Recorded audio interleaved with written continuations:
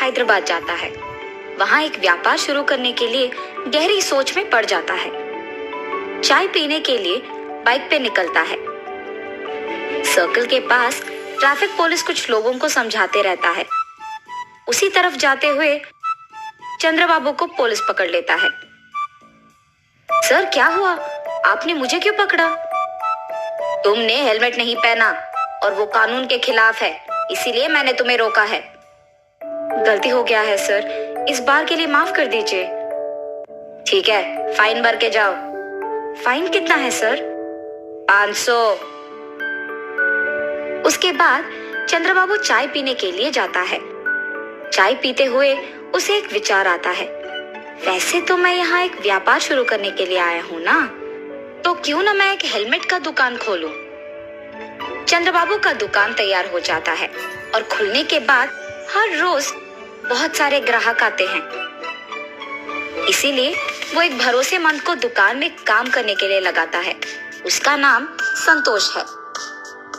मैं बाहर काम पे जा रहा हूँ संतोष। जी साहब, मैं यहाँ दुकान संभालूंगा। ऐसे कुछ दिन बीत जाते हैं। उसका व्यापार अच्छा चल रहा था और बहुत लाभ भी आता है। लाभ को देख संतोष लालची बन जाता है। हमेशा की तरह चंद्रबाबू जब कुछ काम पे बाहर जाता है तो उस समय में संतोष कुछ पैसे चुरा लेता था दुकान से और चंद्रबाबू को कोई शक नहीं होता है। ऐसे ही कुछ दिन गुजर जाते हैं। संतोष, तुम्हारा वेतन कम है ना? जी साहब। ठीक है, अब से तुम्हारा वेतन होगा 10,000 रुपए। बहुत बहुत शुक्रिया साहब। अब से इस दुकान का ख्याल तुम्हें ही रखना होगा, ठीक है? मुझे गांव जाना होगा, वहां कुछ काम है। 10 दिन बाद आऊंगा। जी साहब, आपके आने तक मैं दुकान का बहुत अच्छा ख्याल रखूंगा।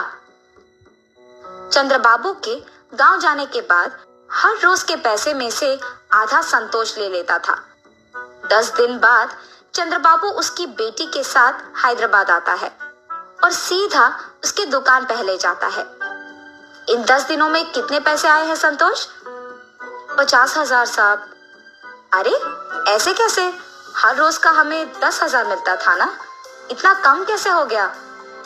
चंद्रबाबू को उस पर शक आता है, मगर वो कुछ कहे बिना वहां से चले जाता है। क्या हुआ पापा? कुछ नहीं बेटी, मेरे गांव आने से पहले हमारा दुकान लाभ में चल रहा था, लेकिन इन 10 दिनों में बहुत कम हो गया है। लगता है कि हेलमेट ज्यादा नहीं बिक रहे। पापा, शायद संतोष कुछ पैसे ले रहा है। अरे नहीं नहीं, वो ऐसे नहीं करेगा, बहुत ईमानदार है वो। अच्छा ठीक है पापा, आप आके पहले खाना खा लीजिए।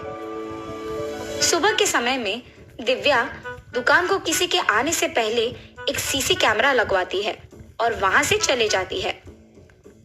हमेशा की तरह रोज के पैसों में से कुछ संतोष ले लेता है और ये सब दिव्या सीसी कैमरा के फुटेज में देखती है। लेकिन सीसी कैमरा के बारे में दिव्या के अलावा और किसी को नहीं पता था।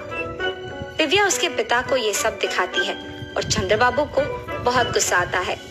संतोष, तुमने मुझे धोखा क्यों दिया? मैंने कुछ नहीं किया साहब। हर रोज दुकान से तुम ही पैसे निकाल रहे हो। अयो नहीं साहब, मैंने नहीं लिया। ये लो सबूत।